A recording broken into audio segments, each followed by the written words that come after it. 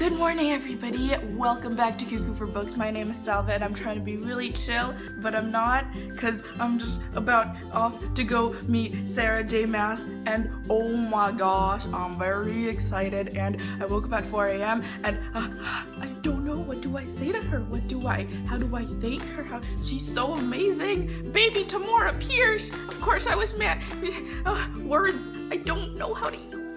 I will see you guys later, and hopefully I will have found my words by then. I'm gonna go off to the venue and we're gonna go meet Celaena's creator and Chaos creator and all the beautiful characters creator. I will see you guys later. It was so good. I ate like a wild animal. Like I feel like people were watching me in the restaurant. So I just like kept like eating and eating, but like I didn't want to like eat it like improperly. So like before our food came out, I like watched everyone in the restaurant to like see how you guys like use your utensils. Well, I saw people using like their spoons kind of like as knives, and I was like, that's actually like really smart. So I tried to like eat the way you guys do, but then like my American like side kicked in, and I just like devoured everything. It was so good. And then this morning, my husband actually ate a Filipino breakfast sandwich. What was it? It was like, let's say hi to her. That's my husband. That's Josh, the one that ACOTAR is dedicated to. Yeah, we've been together since I was 18. So I'm 30 now. I just turned 30. I'm so old. But we've been together for a long time. But yeah, your food is like legit. Like, you guys know how to eat. So now I'm like, oh, I never want to leave here. The food's so good. And don't leave. I won't. Just what? Like you guys have been like, it's so hot here, like the winter of the heat. But I was just in Singapore, and this feels like so much nicer compared to how humid it was there. Like I could actually like blow dry my hair today, not have it be like a train wreck. My answer is kind of like yes and no. Like as a writer, like as a professional writer, one of the things that like is a blessing and a curse is that with the editorial process that I go through, which is basically I write the first draft of a book, send it to my editor, and then she and I have like a almost year-long back and forth process where she gives me notes, I fix the book, send it back to her, she sends me more notes. And if left to my own devices, I would just keep editing a book forever and ever.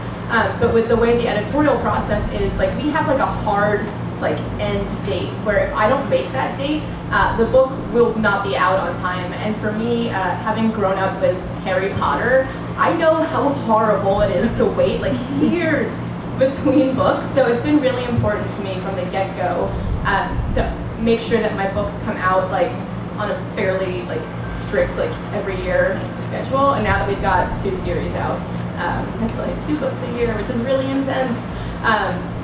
But so like if I had the chance, I would go back and change things in like all of my books. But like I think every writer would do that, and that's why like once it's done, like it's done. Like I can never change it. Like maybe in like 30 years we'll have like the like re-release like brand new Throne of Glass edition. Every book I learned something new about myself, not just as a writer but also as a person. I learned something new about my characters and my world, and I've been working on the Throne of Glass book since I was 16, and what I originally wrote when I was 16 was like horrible, like really bad. And I worked on roughly like the first 3 books for about 6 years throughout high school and university. And then by the time I graduated from university, I decided I needed to rewrite like everything I'd written, because I'd learned so much about my writing and myself and what I wanted to do with the series in those 6 years. And to this day, I'm still in a constant learning process. I like to set goals for myself to make every book that I put out there, every book that comes out, like the best book I've ever written. I want to keep pushing myself with every book. And so when people ask me, what's your favorite book in the series? Like my answer is usually like the book that's coming out next, because I feel like that's probably the best representative of like the growth that I've done as a writer. And I really hope that for the rest of my career, I'll be lucky enough to keep publishing books and keep growing as a writer. But it never like stops. I never like felt like, oh, I'm like done. Like, you know, I'm like a master of writing. Like every time I draft a book, I'm like this is a joke, like you are a joke, this book sucks, no one will like this book. I'm working on the 5th Throne of Glass book right now, Empire of Storm. You have no idea the anxiety that I had. I have the biggest mouth ever. Like, if you tell me a secret, it'll be so hard for me to keep it. So just the title reveal pressure, like on my phone, I had the 2 graphics like side by side, like the teaser graphic and then the Empire of Storms graphic. And when I posted the teaser graphic onto Instagram, I was like shaking like a nervous chihuahua that I was gonna post like the title on by accident. Thankfully I didn't, but it was so hard for me to just like not even casually be like, oh yeah, like can't wait to share Empire of Storms with you guys. So much pressure. So much pressure. But yeah, when I like now that I'm in the process of like editing that book, like every time I like open it up, I'm like, this book sucks, it's horrible, no one will like it. Which every time I go through that like panic, I have to remind myself that that happens with every single book I write. And I always get to a final point in that editorial process where I'm like, you know what, this book doesn't suck, and I actually kind of love it. But this like the suffering and agonizing, it always happens. Pretty miserable state of mind to be in.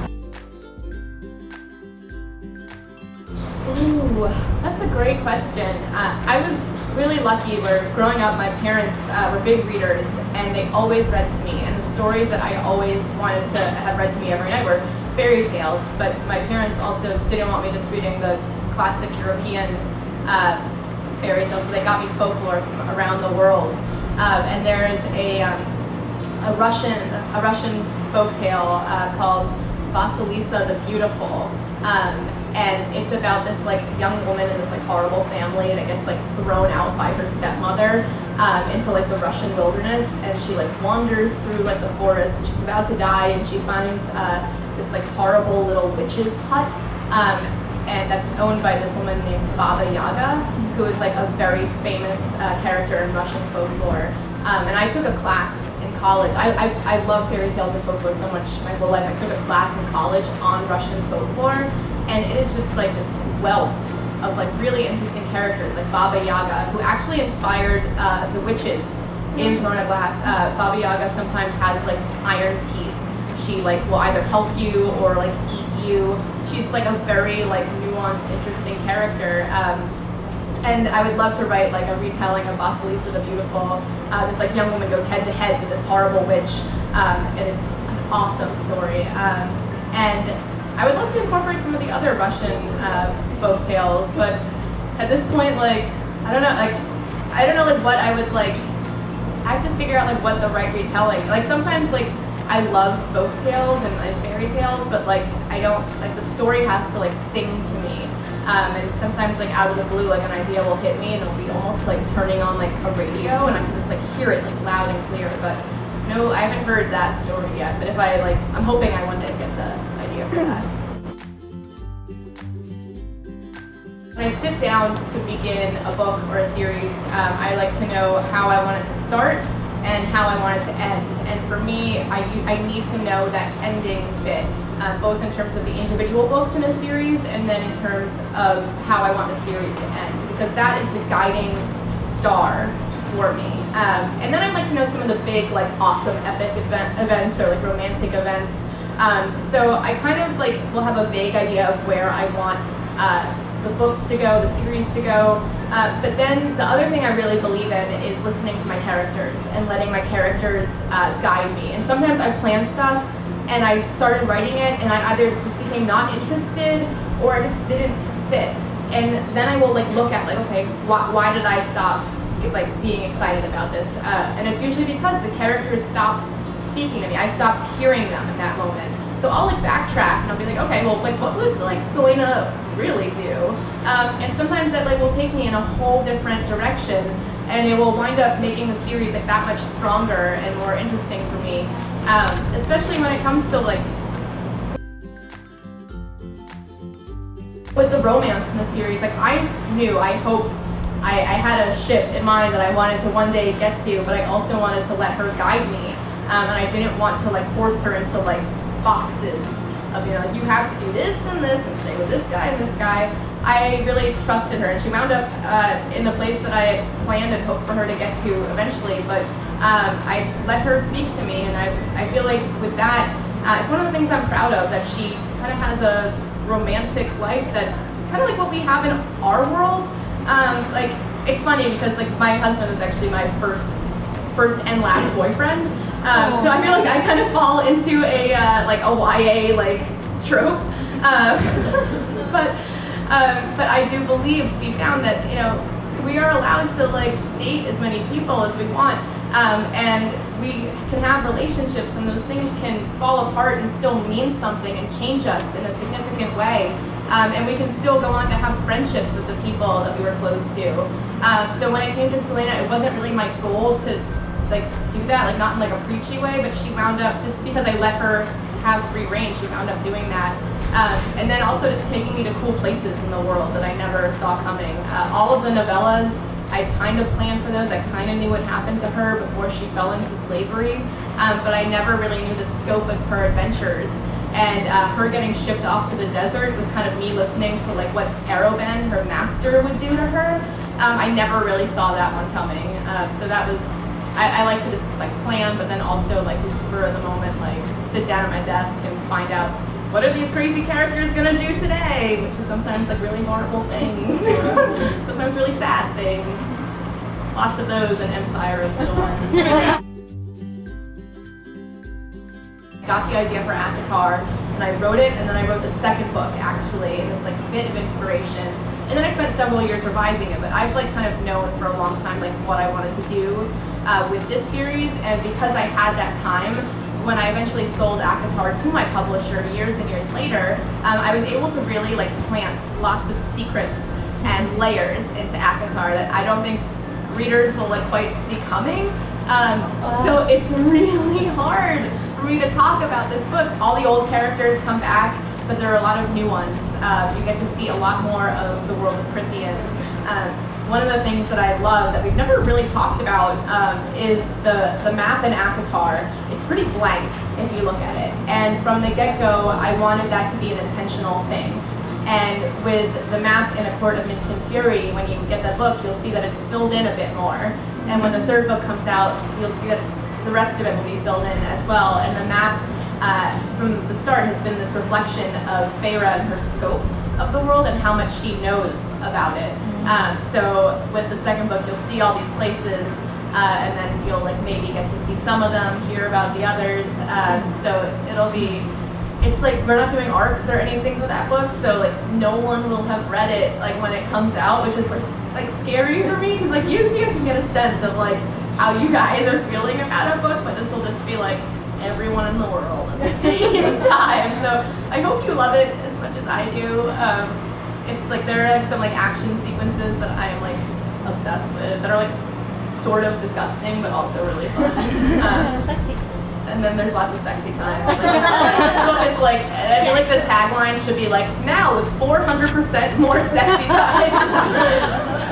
Then we love it already. Yeah, except my family cannot read this book. I have told my parents you are banned from reading this book because I will not be able to look my grandma in the eye ever.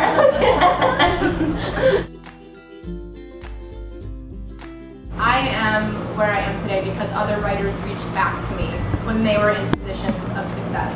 And they never said, do this. It was just something that moved me so much that I decided that any chance I get to give back and reach back to aspiring writers, that's something I want to do. Because it all is, it's like a circle and a chain, and we're all connected. When I first finished that giant rewrite I did after 6 years of working on Glass, I rewrote every single word. I sent the book out to a couple agents, and I got like 3 rejections immediately, and I was like so heartbroken. And I got an email out of the blue like a couple weeks later from someone who had read my story online, which was on Fiction Press, and the email was basically, I read your book online and I loved it. Are you thinking about getting it traditionally published? Because I am now a traditionally published author. My name is Mandy Hubbard, and I would love to help you in any way that I can. And this was from an absolute stranger, someone who just read my story online. We'd never interacted, and I wrote back to Mandy saying, yeah, I'm trying to get published. I just sent it out to agents. I got rejections from everyone. Like, I don't know what to do. And so Mandy offered to read my pitch letter to those agents. And I sent it over to her, and she wrote back saying, well, you got 3 rejections because your book is 240,000 words long, and the average young adult book's around like 85,000 words. And she offered to read the book for me to give me some feedback, so I sent it to her, and I didn't hear anything back for like months and months. And I kind of like assumed like, all right, I guess she hated it and it sucks, and I should go like walk into the street and die. But then I got another email from Mandy, like out of the blue, and Mandy said, well, the bad news is that this book is really long, but the good news is that this book is amazing. And part of why it took me so long to get back to you is because I could only read it during like the 30 minutes to and from work on my commute. And during those 30 minutes, I was editing the book for you, and I found 100,000 words for you to cut. Here are my suggestions. I think the book is much tighter this way. And so I looked at her edits, and they were all brilliant. I accepted like all of those changes. So I wound up with a book that was around 140,000 words, which for fantasy, you can get up to like a longer length. And so I sent the book out to a new batch of agents. I got my agent out of that batch, and I think I would have had the drive to get published no matter what, but I don't know if Throne of Glass would have been the first book that I wound up publishing without Mandy's kindness and without her reaching back, with nothing to gain from it whatsoever.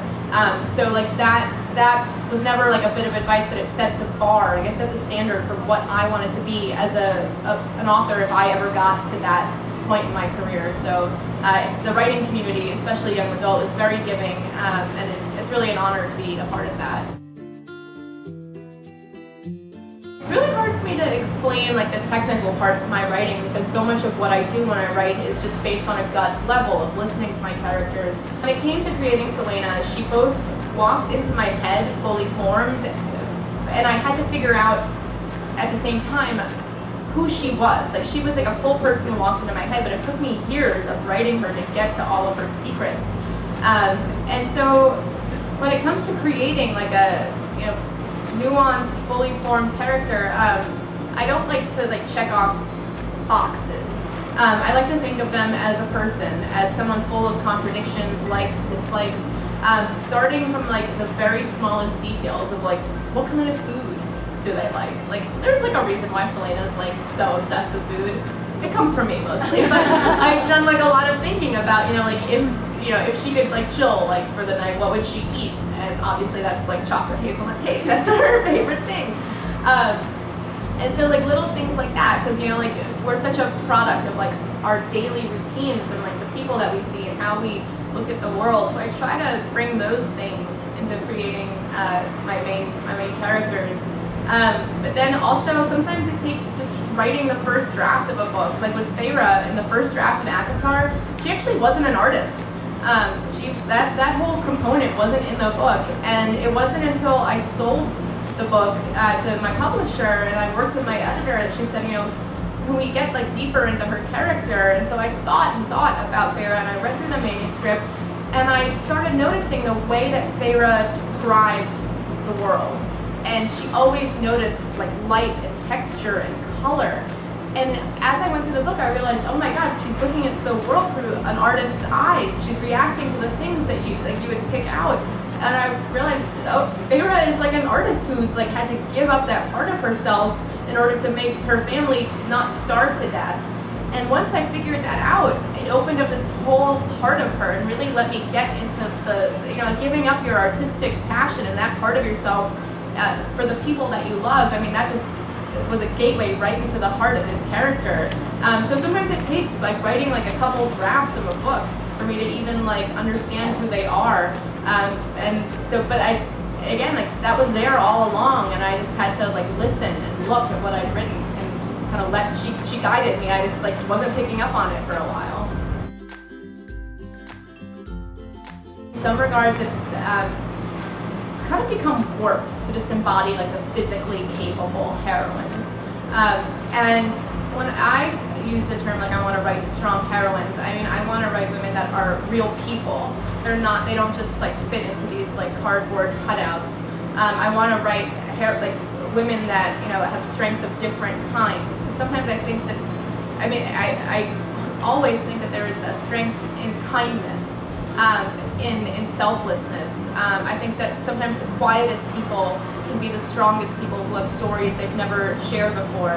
When I wrote Queen of Shadows, Elise Locken, she is not physically capable. She is like actually physically handicapped, and she has learned to be strong both emotionally to cope with a horrific situation in her life, but also to rely on like other strengths, like her mind, her observational skills. You will see a lot more of that in Empire of Storms. And so, like, I want to write strong female characters that represent different kinds of strength. Because, I grew up with Buffy the Vampire Slayer. It's one of my favorite shows ever. And one of my favorite characters was Willow, who was the wallflower. She was pretty much invisible in school. She was soft-spoken. But she had a strength in her kindness, in her love for her friends. And then she became like a super powerful like witch who like threatened to destroy the world. But so Buffy kind of always like sets the standard for me in terms of bringing in a cast of interesting women. So when it comes to writing my own female characters, I want them to represent a wide range of different types of strength.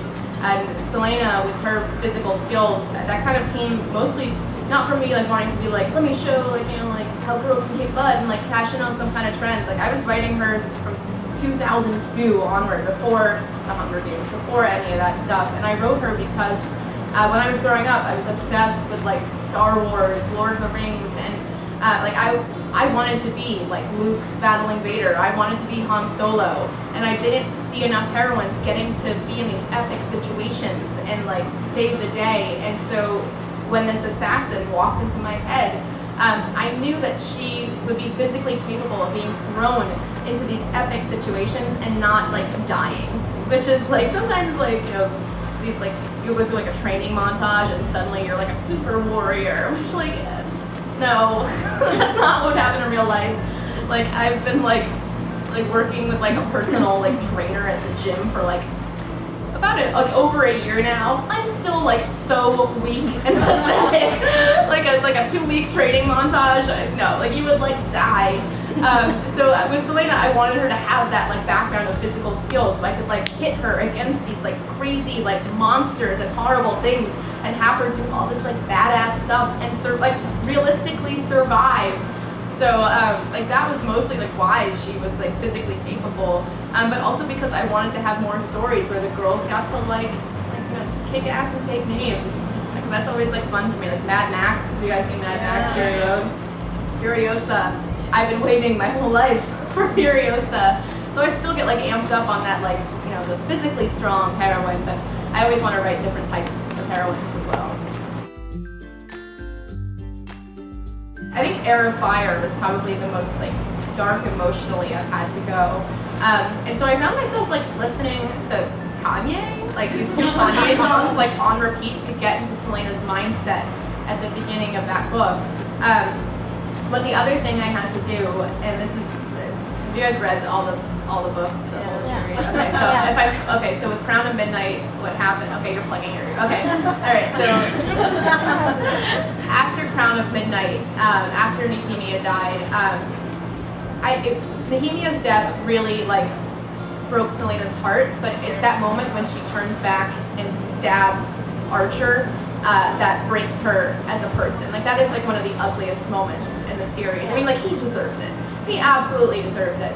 But that is kind of the moment when it snaps her completely, because she does not care. She has lost all sense of compassion of who she is. And so when Air of Fire begins, she is very much emotionally broken. She blames herself for what happened with Nehemia. And she also is facing a world in which someone that she had become very close to is now gone. And even though I was listening to this music over and over again, the thing I had to do to get into her mind space is imagine a world where my best friend didn't exist. And that was the most brutal, horrible thing. And opening myself up to that emotionally, just like, it felt like I was bleeding all over the page. But then as Celaena emerges from that dark place, because of her relationship with Rowan, who also is coming from a really dark, really broken past, I drew on the power of friendship, of the impact that the friendships in my life have had on me, and how they have fixed things in me that I didn't know were broken, how they made the world a better, brighter place. So I had to go through that entire emotional arc with my characters over and over again. And anytime I write a sad scene, I joke about like enjoying the suffering of my readers, but I cry and I cry and I cry. When I wrote the final novella where Sam dies, I never had done this before, but I had to get up and walk away from my desk over and over again, not just because I was sad about Sam, but because I was heartbroken for Celaena, and going through that and like opening myself up to that sort of loss was devastating for me to go through. I suffer alongside my characters because I have to get into their heads and I have to feel everything they're feeling. And when I write, when I revise, I have to do it in a linear fashion. I can't jump around from scene to scene. So every time that I revised Air of Fire, I had to start on page 1 and get to that dark place emotionally and go through that whole arc and come out of it again, which was so exhausting. And I do think that Air of Fire now occupies a really special place in my heart. I love every book that I've written, but that one I opened myself up in ways that I hadn't done before, and I pushed myself in ways I hadn't done before. And not to like terrify you all, but like Empire of Storms, cried a lot with that one. But I think it's because I love these characters so much, and if I didn't love all these characters, I wouldn't feel the things I do, and I wouldn't be able to write their stories. But it's always a little like emotionally exhausting. I called Air of Fire like the migraine book because I cried so much that I had a constant headache while writing it. But I'm really proud of how that turned out.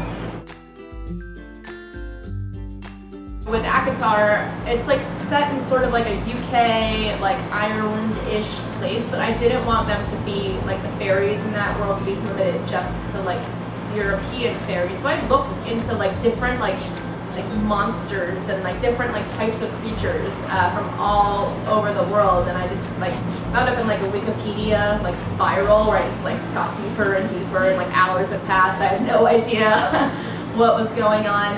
Like the Naga in ACOTAR, these like serpentine creatures, like they're like a part of like Hindu like mythology, and I just like I took the kernel from that and then like made it my own, and I've taken bits and pieces from like other like fairy stories, and then I also made up stuff on the spot.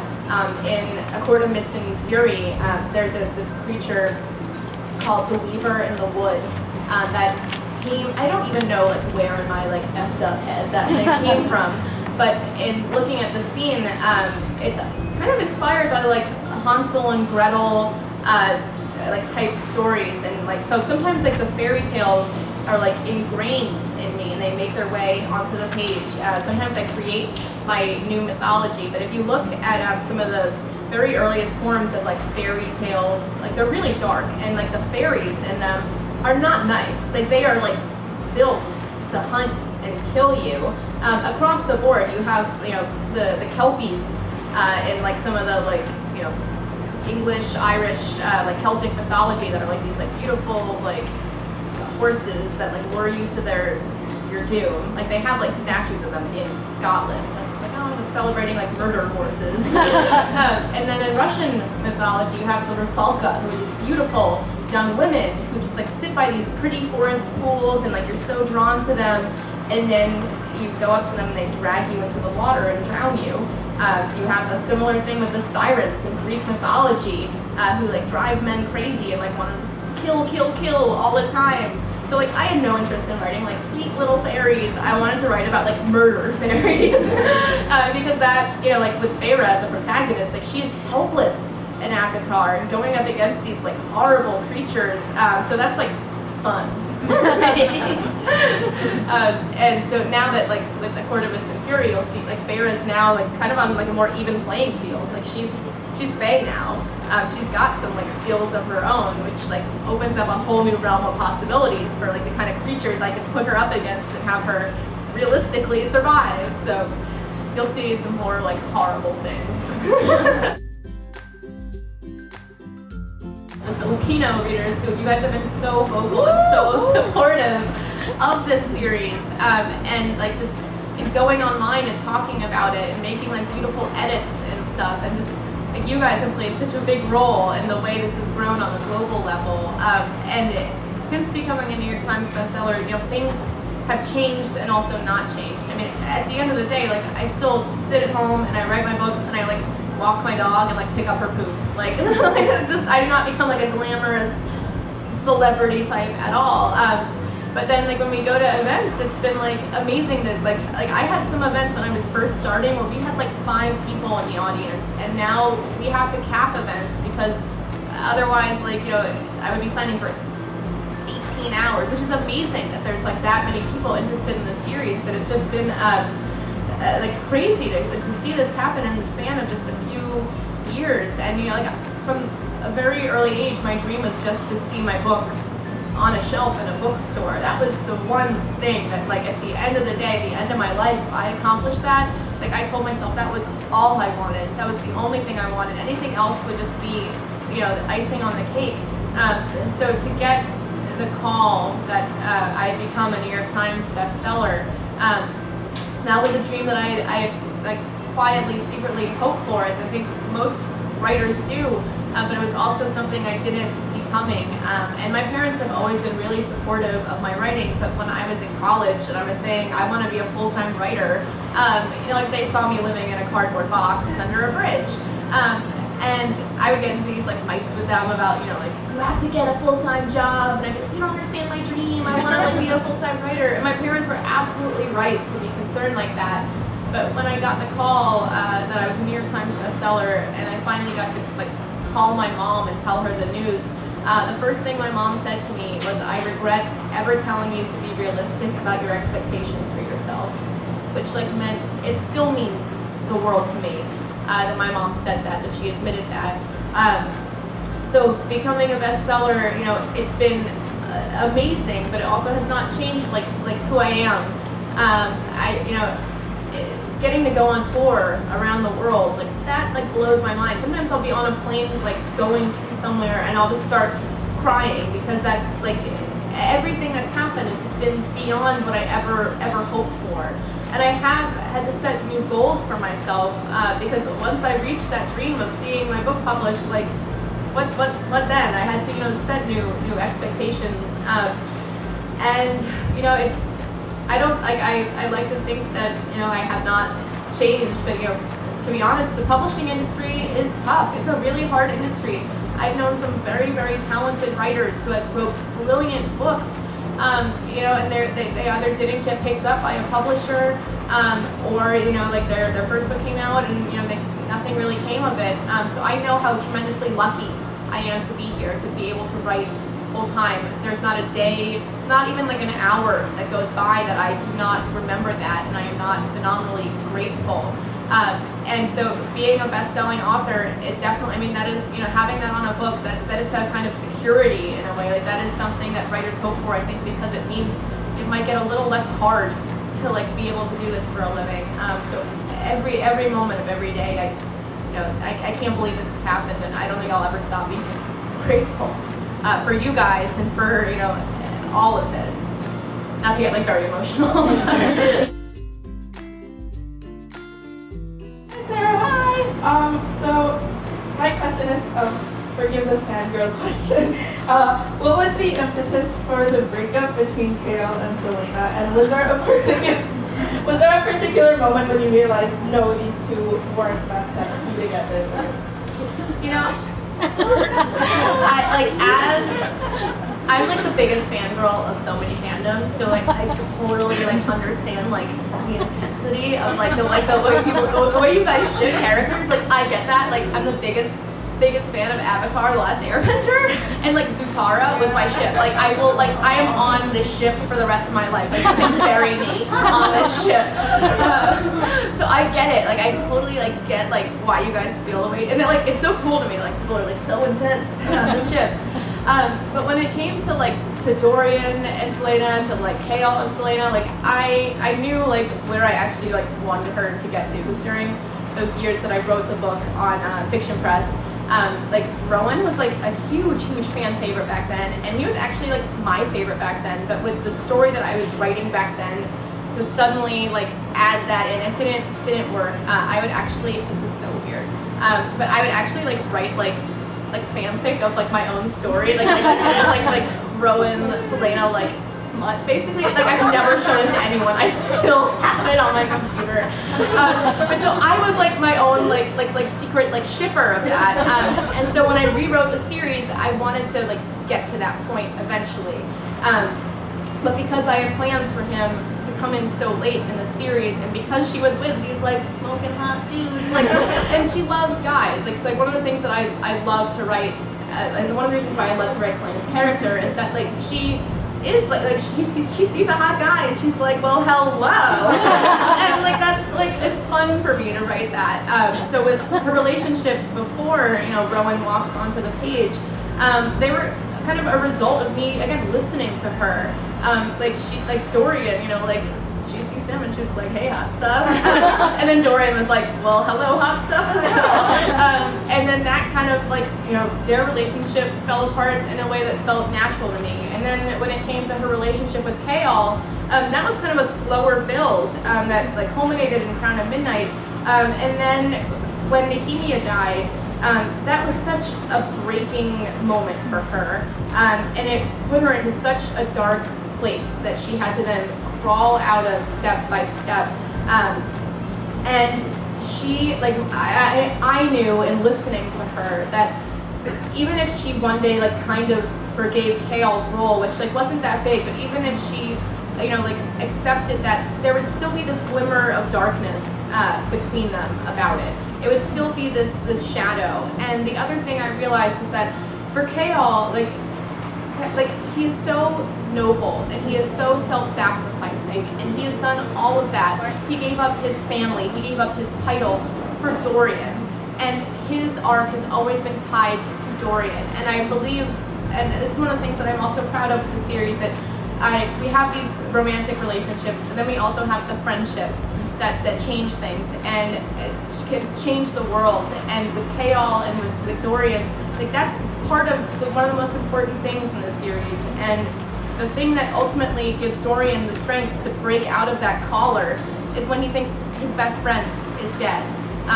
And in Air of Fire, at the end of it, when Sorsha dies, that breaks Dorian, but the one death that Dorian cannot endure, he says this in the book, is Chaol's death, and that's what causes him to like explode. So when it came to Celaena and Chaol's relationship, being secretly the queen of another kingdom, Chaol, I think, would have picked Dorian in the end. He would have picked his own kingdom, and they would have eventually had to split ways, and they would have been like sad probably, forever about it. But he would have picked his friendship, and he would have picked his loyalty to his friend. Even if Dorian was like, go be with her, Chaol would have stayed because he loves Dorian, I think, more than he loves anyone else. And that's why, like, in that moment when Chaol leaves the castle, the one thing that he takes the time to say is, I love you, to Dorian. And I cried and I cried and I cried when I wrote that moment. And so with his relationship with Celaena, I just, I knew that it wouldn't really, I did not see, listening to the characters and what they wanted for themselves, what they hoped for deep down, I didn't see that panning out. And so I also, with their breakup, it was messy and it was brutal, and they both acted in this like they acted not like themselves, and they like reunite in Queen of Shadows. I didn't want it to be this easy thing because both of them are so stubborn. They were the most stubborn people. And Celaena, she was furious about the state of things that she came back to. And Chaol, after what he went through at the end of Air of Fire, I think it's kind of like unfair to expect not just characters, but all of us in our day-to-day lives to be perfect at every single moment. And Chaol was, I think, entitled to fall apart and to not be the Chaol that we knew and that we loved. Because the worst thing, the thing that he had been fighting every day to prevent from happening, had happened. And he was helpless to stop it. And he fell apart. But the one thing that Chaol was not entitled to was to fall apart and stay that way forever. And so with Queen of Shadows, I wanted him to be able to grow out of that. And his path and Celaena's path has taken them in different directions. And there's that scene where they reconcile that, like, I mean, I was crying like happy tears, but also sad tears, and that I cry again. Like, that's why I always have headaches when I write. I cry all the time. But so with their relationship, I just wanted it to feel natural, and I wanted them to both be able to get to these like dark, horrible places where they aren't acting like themselves and not like the best version of themselves, and to come out of that and to see each other again as allies and as friends. And I think, they'll always be like friends, but Kale and Dorian, they're like, they're a match set, and like from the get-go, their relationship was just as important for me to write as any of Celaena's relationships with other men and then other friends as well. Like, I went to the map to make sure that Manon and the 13 stayed in the series and that they could have this journey. But the witches have been these, they've been exiles for centuries. They've roamed all over the world, and they kind of have like a, bless you, they kind of have a, with men, they see men as like for like food and like the other thing. They're like roaming all around the kingdoms. They would encounter people from different colors and different backgrounds, and I wanted the 13 to reflect those journeys. So you've got Celaena, who's she's black, and it's like not even like a thing amongst the witches, like how characters look, their skin color, because they're all used to just being a mix. And I love that I could bring that in the series, because with the way the Empire is, it's kind of, the kingdoms are mostly have been separate. There's been like a bit of mixing, but with the 13, it all of a sudden opened up all these possibilities for me. And then with the gay characters in the 13, I wanted to have, I want to include as many different types of people as I can. And I really, on like a storytelling level, I love the idea of these two lovers in the 13 that have had each other's backs for 100 years, and that, will die for each other. It's like a very romantic type of love that I just I would love to be able to write Thea and Kaya's story one day. But when I decided, with the witch mythology, I used to be big into Wicca when I was a kid. Yeah, I had a little altar in my room. I was a wannabe Wiccan. The real religion is something that's really cool and special. But I was a wannabe. I watched The Craft, that movie, and I was I'm a witch now. So I had a little altar in my room with candles and little figurines, and my parents were okay, whatever. They did not care. They're you're still Jewish. So I actually knew a lot about covens, real world covens, and they're usually 13 members. And I thought what if Manon just had a coven, the witches society is built into these covens and then these clans, and what if the 13 members are just known as the 13? And I was and actually number 13 terrifies me. I will avoid the number 13 at any cost. It freaks me out. So the witches are supposed to be terrifying, and somehow in writing about the 13, it freaked me out enough that I think I was able to inject that level of terror into them. But I basically just wanted to have this group of witches that were badass and dynamic and could do whatever they want. And I when I knew there were gonna be 13 members, I made a list 1 through 13. And I thought about each character's name. I figured out the names, and then I figured out their histories. And you guys, because the books are now so long, I can't be and here's a side story with Edda and Briar. But I would love to be able to tell those stories one day. You get to, of course, Manon and the 13 are in the next book. When I wrote Astrid's backstory, I actually didn't see that coming. I knew that Astrid. I've known from for a long time that Astrid will play a big role in that baller epic moment that I have planned.